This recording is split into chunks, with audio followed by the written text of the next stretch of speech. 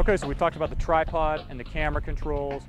Now let's talk about framing. And when we talk about framing, that means the image that you're seeing on the screen. And there's three basic formats. You have the wide shot, which is what we have right now. Then you have the medium shot, which is what this shot is right here. And now you have the tight shot.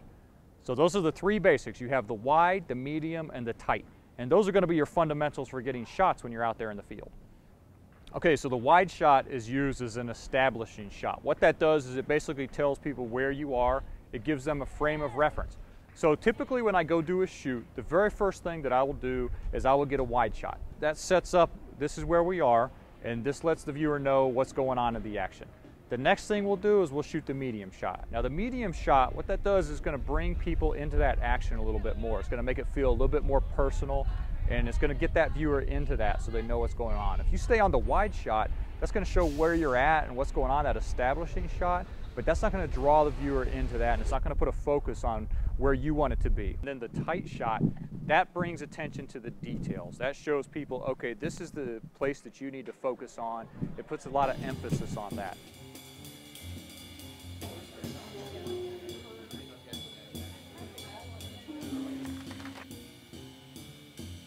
So now that we've talked about these three shots, get to know them, wide, medium, tight. You need to just go out there, and every time you do a shoot, you start with the wide, you go to the medium, and then you get the tight for those details. That also gives you options editing, because if you just shoot a bunch of wide shots, you're going to have a bunch of jump cuts, because it's going to go from one wide to another. You need to use those wides, the mediums, and the tights so that you can mix things up. And there's different reasons for using the different shots, and each one has a specific purpose. And on the tight side, you also have extreme tight, then there's also extreme wide. Those kind of fall under the wides and the tights and stuff. But again, they're all for extra emphasis and different reasons for using those. We'll show you a few of those shots when we get out there into the field and do some shots then. And here's our framing tips to remember. Remember that wide shots establish a location and they show relationships.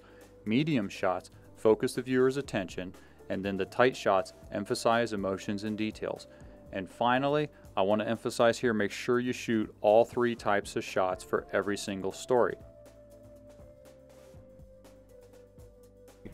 Now, if we have the wides, the mediums, and the tights, the next thing we talk about is shot composition.